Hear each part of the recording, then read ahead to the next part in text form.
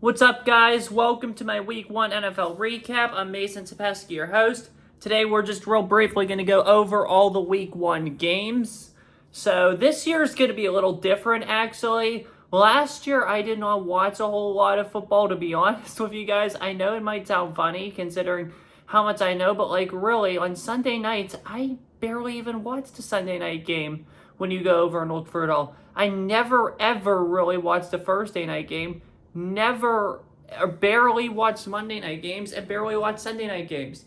I watched nearly every game that was on TV this week, so definitely it's nice being able to watch a lot more. Obviously, it's my second year now of college, not my first, so I'm still under pressure to do well academically, as y'all know, but it's not much different. It's more of the same academically now than it was, and so it's easier to adjust in that regard. I have a friendly schedule, so that's definitely nice for sure. So I will be able to talk to you much more about these games. So yeah, I watched a lot this week. I watched the Ravens game against the Chiefs, Packers Eagles. I didn't watch the whole Steelers Falcons game. Of course, I talk about that on my post game show, but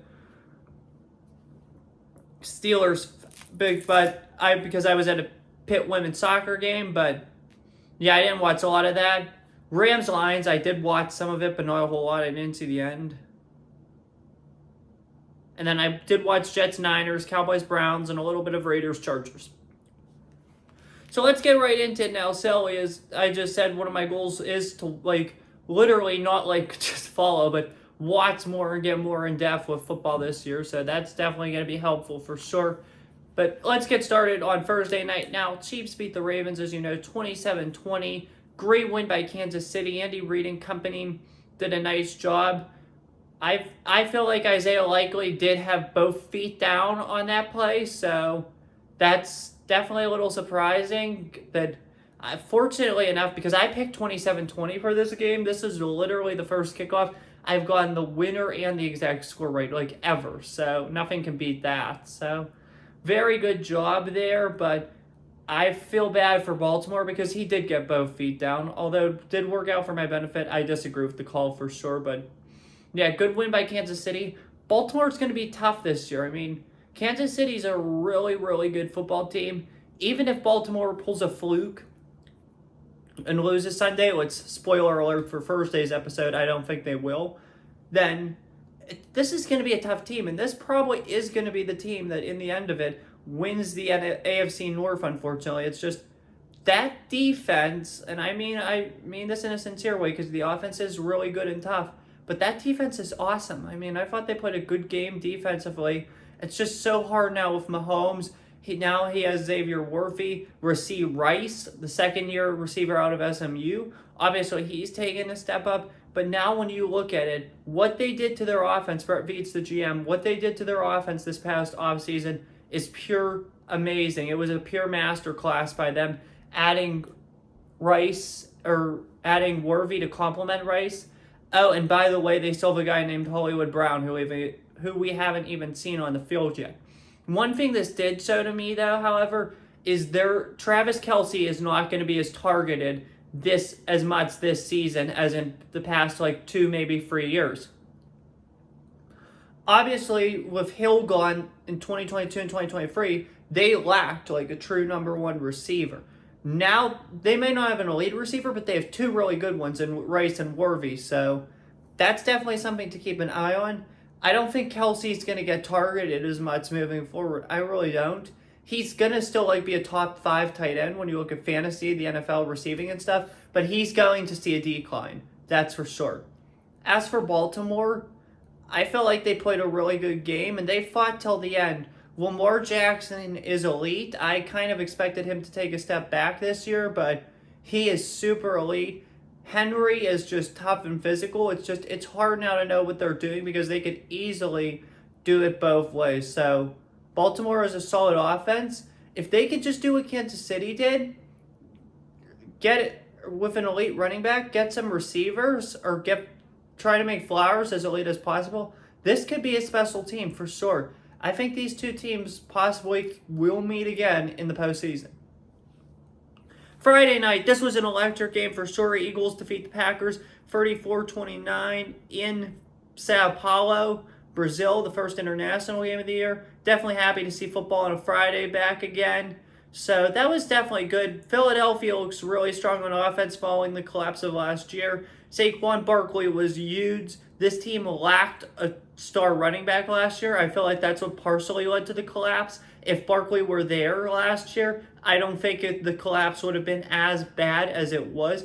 They just hit rock bottom very fast, Philadelphia. But I think now that they reinforced that, they got Barkley back and their O-line's still solid, I think this is going to be a competitive team. This is a truly special offense now that you have Barkley because it opens up the pass more. So, yeah, I feel like that was really good masterclass by Philadelphia there, and they feel they played a great game. This was probably one of the best, if not, actually, I think this was the best game of week 1, just because of how energetic, close it was, and yeah, it just shows you what this league is. It's a passing league. It's amazing offenses, so this was truly the week 1 game I enjoyed the most. The Lions game was good, don't get me wrong. The 49ers game was kind of blah. Cowboys game was very blah. We'll get to that in a couple minutes or shortly here, but Steelers game I didn't watch much of it, as I said, but it seemed good. Ravens Chiefs was only energetic at the end, it felt like. So I think the Packers Eagles game was the best game of week 1. That's for sure, and both these teams are going to have good years, I believe.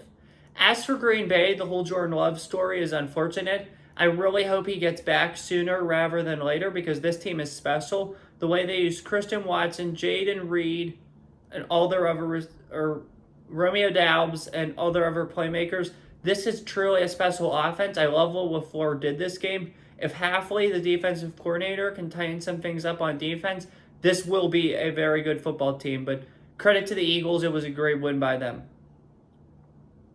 Sunday, we're going to start off now in Buffalo with Bills hosting the Cardinals. The Bills found a way to win 34-28 over Arizona. I feel like this was a good win by Buffalo, but I think Arizona played a really good game. I mean, it's year 2 of their rebuild. They showed a lot of promise, and they definitely looked really good, in my opinion. That's for sure, and it definitely looks like a team that's going to be ready to take that big step forward this year to get ready for a potential playoff push and contention in 2025. I don't think this team's ready to compete in 2024. However, I do think 2025 is very, very reasonable for them.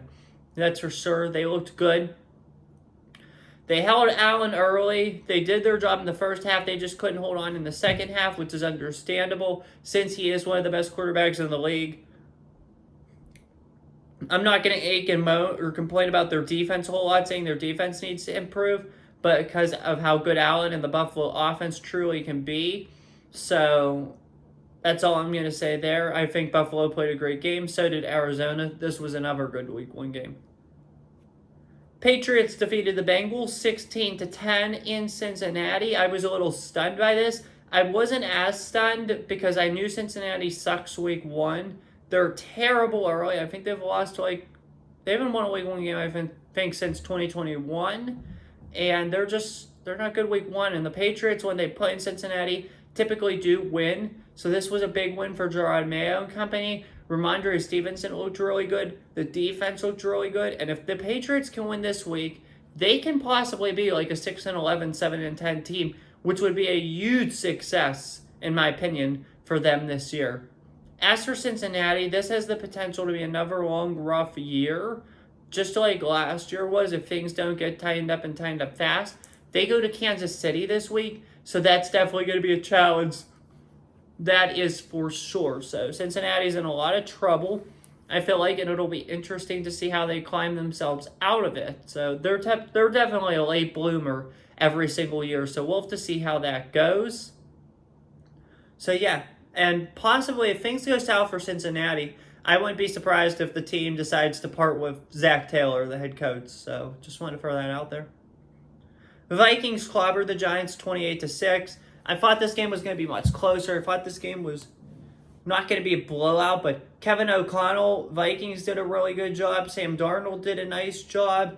I mean, this team lacks the quality playmakers despite Actually, I take what I just said back. This team has the quality playmakers with Aaron Jones as a running back who's pretty good. Jefferson, receiver, he's very good.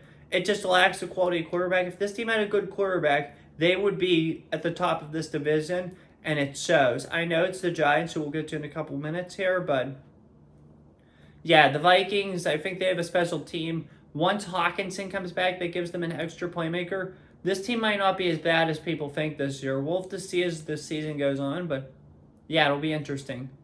As for the Giants, this is going to be a really rough year for them. And this, I hate to say this, but this team needs to start a complete and total rebuild just like Detroit and Arizona did. More so Detroit. Because it works.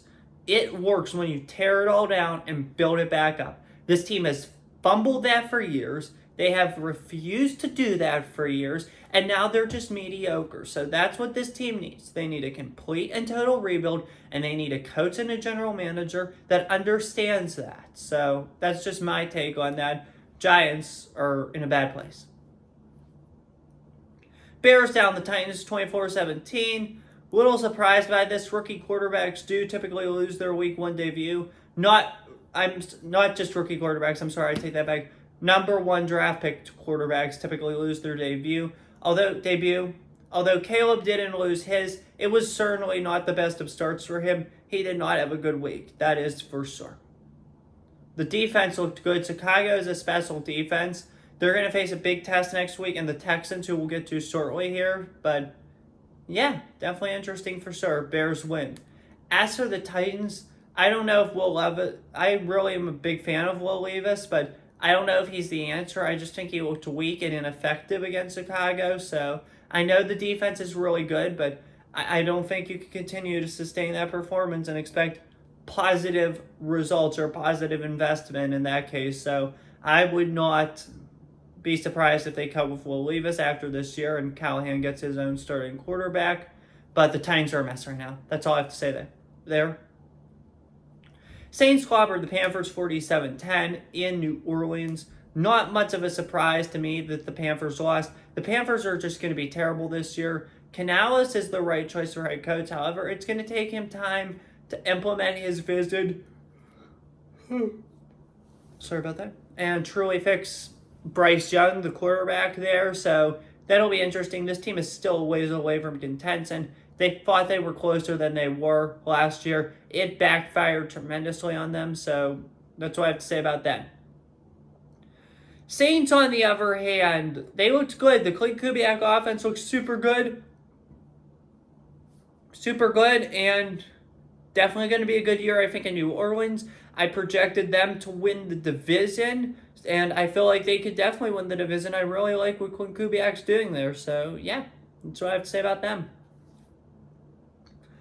Dolphins beat the Jaguars 2017. This follows Tyreek Hill's arrest by the Miami State Police. Not Miami State Police, I'm sorry, I'm an idiot for saying that. Miami Department of Police or Miami-Dade County Department of Police. They said the video last night on Monday Night Football, it was hard not to laugh. I watch a lot of club videos and stuff. It was tough not to laugh, but look, I get why people say that they were treated unfairly. I get it. However, when the police ask you to put your window down or get out of the car, they mean it. Like if I had my phone and the police officer asked me to drop my phone, I would do it. More likely than not. Actually, I would. Because there's a reason that they're doing it. They don't just pull people over for craps and giggles. They do it because there's a concern. Sure, they could have been a little later on Tyreek Hill. However, he was clearly over the speed limit according to them. And when they say get out, they shouldn't have to tackle you and force you out of the police vehicle. So that's just my take on that. They were a little rough, but they were doing their job. And I think they did it pretty efficiently, to be honest with you. I know that's going to stir some controversy. I do, but yeah.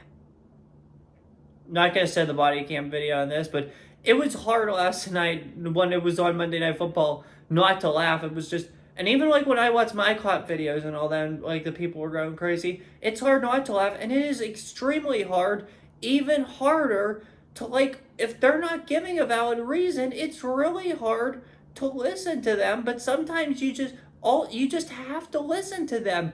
They are doing their job that they were assigned to do. So I think you have to look at it in that perspective. So yeah, you should listen to them.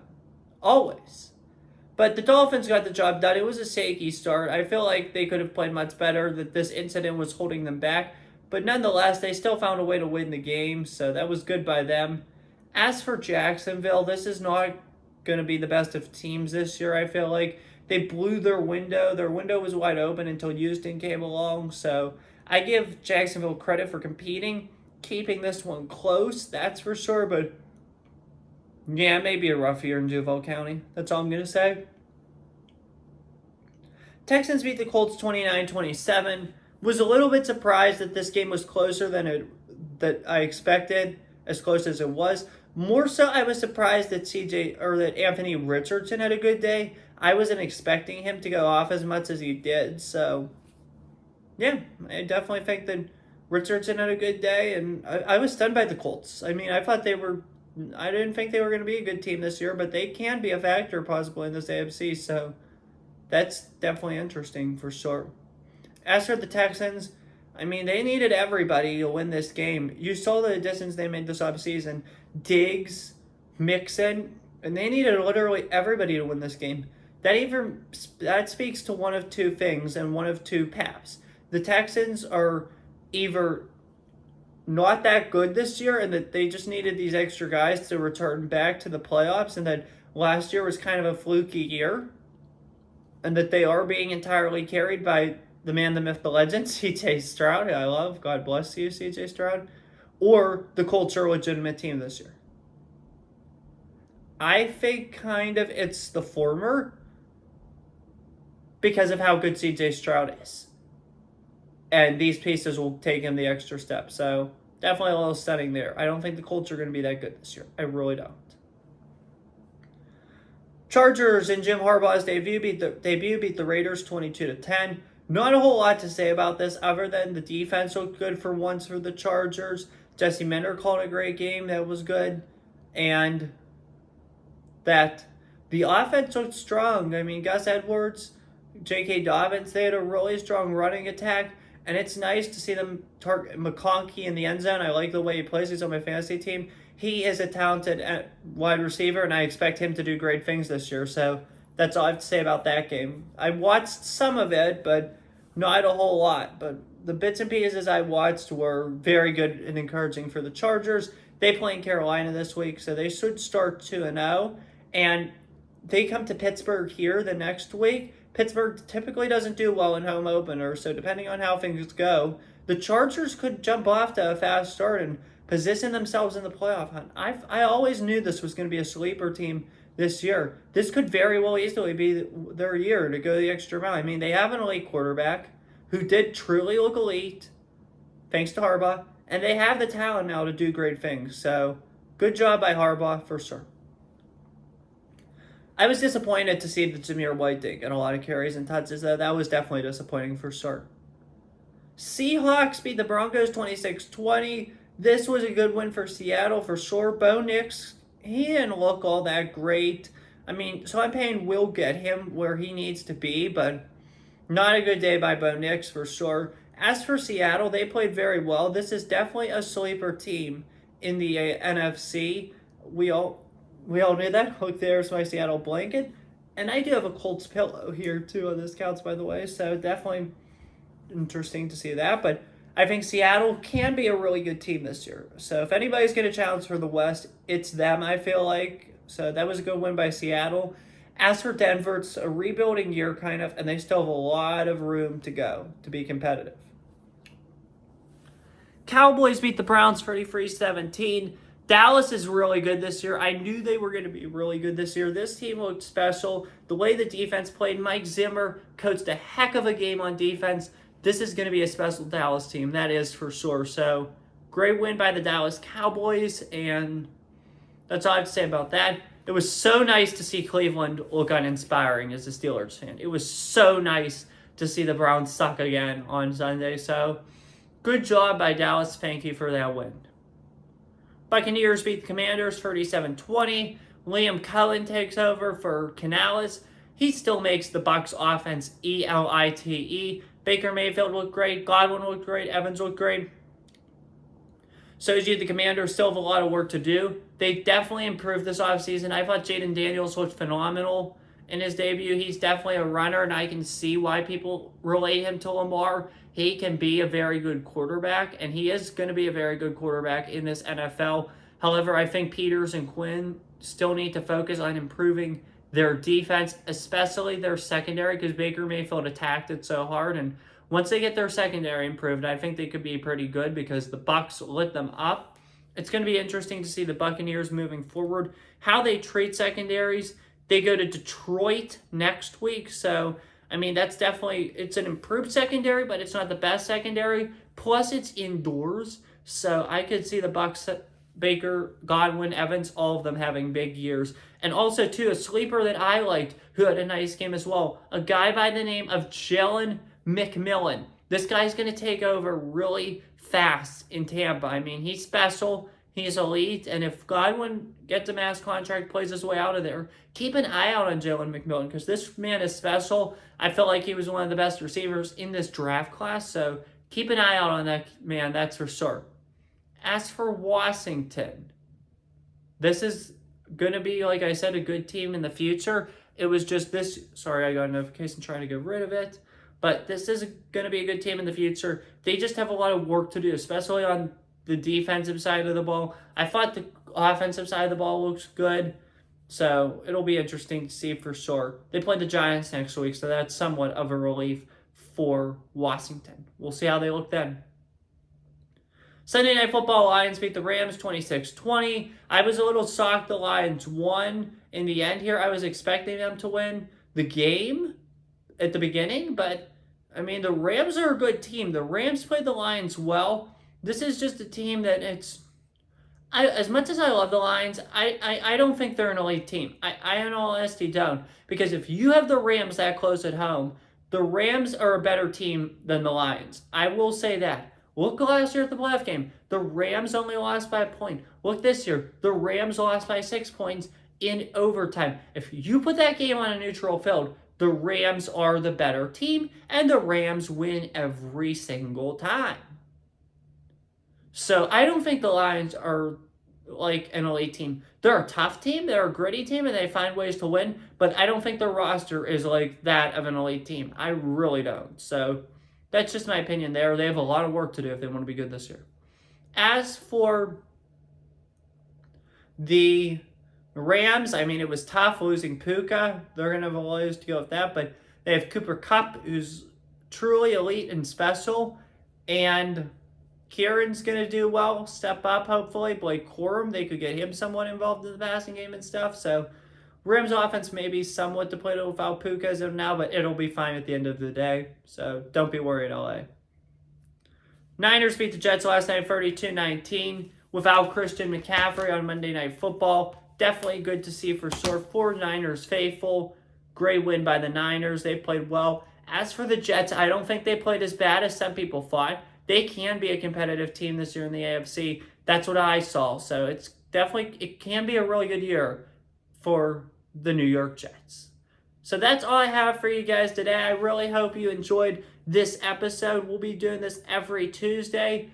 However, something different every Thursday. We'll be previewing the next week of games. That's when I'll do my probabilities and everything. Predict the games. Just go over that real quick. So, yeah, definitely going to be an interesting Tuesdays and Thursdays. Obviously, Sundays, Steelers game day, pregame, postgame. Friday nights are WPIL. Saturdays are college football and your pick game day, pregame, and postgame. So, big game this week against the Mountaineers of West Virginia. So, that will definitely be interesting. Keep an eye out for that. Monday's kind of my off day from this channel, as you guys know. Wednesday, I don't film, but that's when I update my probability sheet. So, it's an off day for filming, but not an off day for the channel. So, definitely keep an eye out for more content. that's all I have today. Thanks for watching. Have a good one. Take care. Stay safe. And as always, peace. See you guys on Thursday.